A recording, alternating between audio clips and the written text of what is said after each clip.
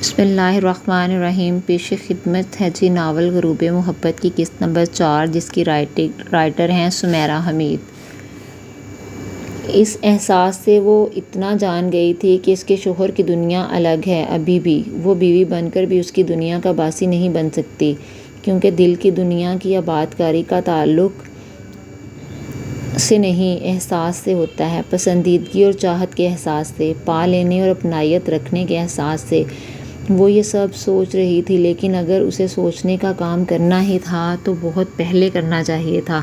اب دیر نہیں، بہت دیر ہو چکی تھی، لیکن اگر وہ یہ سب سوچ بھی لیتی تب بھی وہ یہی کرتی، اس سے شادی۔ ایک دن تنگ آ کر وہ اس کی منت کرنے لگی کہ وہ اس کے ساتھ کہیں باہر چلے، اسے کھلی ہوا میں لے چلے، اس کا ہاتھ پکڑ لے، اس سے چند باتیں کرے، اسے اس پتال سے کچھ دیر کے لیے نکال لے جہاں وہ اکیلی رہتی ہے۔ میں نے تم سے پہلے ہی کہا تھا مجھے گھر میں رہنے والی بیوی چاہیے، تو کیا میں گھر میں رہتی نہیں ہوں؟ پھر بس گھر ہی رہو۔ کیا گھر میں رہنے والی بیوی اپنے شوہر کے ساتھ باہر نہیں جاتی؟ اپنے شوہر کے ساتھ بھی نہیں، تو تمہیں ہر صورت باہر ہی جانا ہے، باہر کے لوگ، باہر کی دنیا، باہر مجھے تمہارے ساتھ باہر جانا ہے۔ میں تفریح نہیں چاہتی، کچھ سکون چاہتی ہوں۔ ایک ہی بات ہے، اتنا پڑھا لکھا شخص کتنے چھوٹے طنز کر رہا تھا، اسے یہ سب زیب نہیں دیتا تھا۔ ٹھیک ہے، ہم باہر نہیں جا سکتے، میں باہر نہیں جا سکتی، تو کیا اس گھر کی چھت تلے ہم ایک دوسرے کے ساتھ نہیں بیٹھ سکتے، ایک دوسرے کا خیال نہیں رکھ سکتے؟ تم گھر آتے ہو، وہ مشکل کھانا کھاتے ہو اور پھر سے باہر چلے جاتے ہو۔ تمہارا کہنا ہے کہ تم واک کے لیے جاتے ہو، اور تم اس وقت واپس آتے ہو جس وقت تمہیں یقین ہو جاتا ہے کہ میں سو چکی ہوں۔ میں سو نہیں جاتی، میں سوتی بن جاتی ہوں تاکہ تم واپس نہ پلٹ جاؤ۔ تم گھر میں جہاں کہیں بھی بیٹھتے ہو، میں تمہارے پاس بیٹھتی ہوں تو تمہیں اسٹڈی کرنا یاد آ جاتا ہے، پھر تم اسٹڈی روم سے ہی نہیں نکلتے، اور مجھے ہی درست انداز لیے کہتے ہو کہ میں تمہیں پڑھنے دوں۔ میں بھی تم سے کہنا چاہتی ہوں کہ مجھے اپنے ساتھ زندہ رہنے دو، ہمارے ایک ساتھ ہونے کا احساس دلانے دو۔ محبت، میں نے کہا تھا تمہیں محبت نام کی چیز سے میں واقف نہیں ہوں۔ تمہیں مجھے کتنی بار یہ یاد کروانا ہوگا؟ اس کا لہجہ بھی سپاٹ تھا اور انداز بھی۔ جھوٹ مت بولو، تمہیں سب معلوم ہے، سب جانتے ہو۔ تم میرے لیے بدل گئے ہو، تم میرے لیے بدلے ہی رہنا چاہتے ہو۔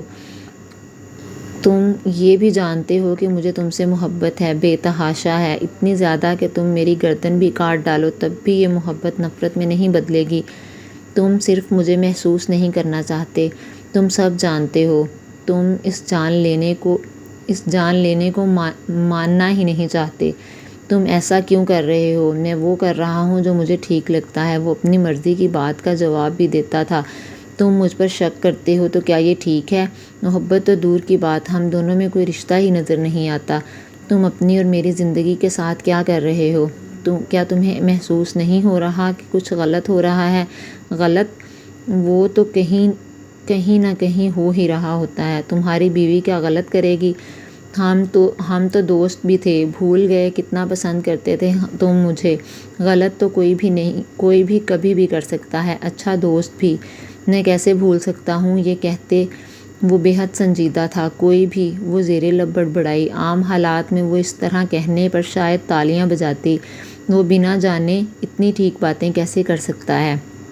اس نے کیسے جان لیا کہ کوئی بھی کبھی بھی کچھ بھی کر سکتا ہے، اچھا دوست بھی؟